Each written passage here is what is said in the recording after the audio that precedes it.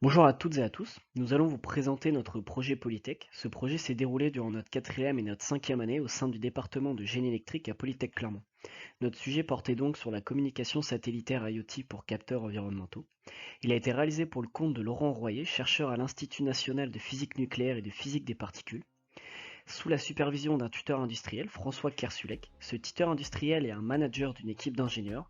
Son rôle est de nous aider et de nous donner les clés pour tout ce qui est planification et gestion de projet. Nous sommes également supervisés par un professeur de Polytech, ici Michel Jam. Il est là pour nous aiguiller et plus particulièrement sur la partie technique. Enfin, ce projet est réalisé par Raphaël et moi-même, Benjamin. L'objectif de notre projet est de réaliser une surveillance de la température du sol d'un volcan, notamment celui de la Soufrière en Guadeloupe, comme vous pouvez le voir en haut à gauche de l'image. Cette surveillance est importante car une augmentation de ces températures permet de prévenir les scientifiques d'une possible éruption.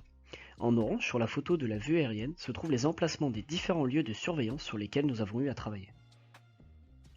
L'un des enjeux les plus importants de notre projet était le moyen de communication entre les capteurs disposés sur le volcan et le groupe de scientifiques qui surveillait ce volcan basé à Clermont-Ferrand. Pour cela, nous allons utiliser l'IoT, autrement dit l'Internet of Things. Une installation similaire a déjà été réalisée sur d'autres volcans en utilisant une technologie LoRaWAN.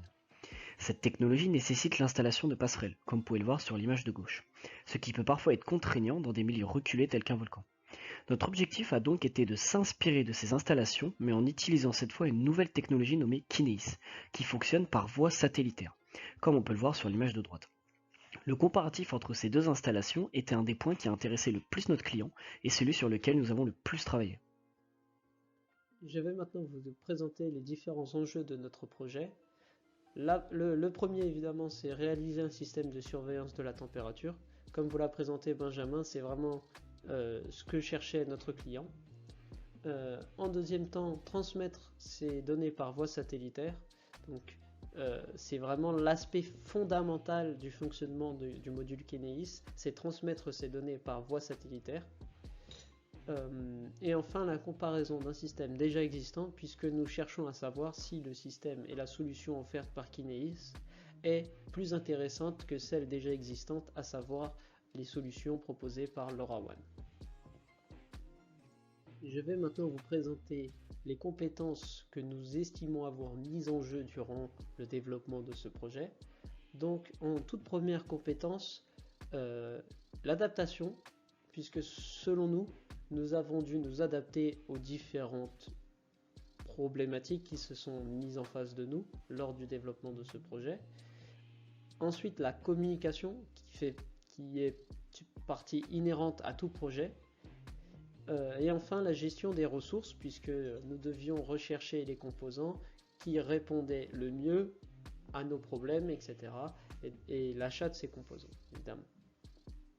Ensuite, la partie programmation microcontrôleur est fondamentale puisque tout est orchestré par l'Arduino que vous voyez sur votre écran, puisque cet Arduino va pouvoir communiquer avec les différents capteurs et le module Kineis. Donc il y a une partie essentielle de programmation dont on peut échapper. Et ça a été très intéressant de comprendre et d'apprendre comment on programme un microcontrôleur avec les différents capteurs qui communiquent autour. Pour finir, évidemment une partie électronique analogique, puisque le système est composé de différents circuits, d'un contrôleur analogique numérique, d'une mémoire flash, d'une horloge temps réel, du module Kineis. Donc évidemment, il y a toute cette partie électronique pure qui rentre en compte. La dernière compétence que nous voulons mettre en avant, c'est la synthétisation des résultats. C'est celle où Benjamin et moi, nous avons dû mettre en commun nos résultats pour obtenir la solution que nous obtenons qui répond aux attentes du client.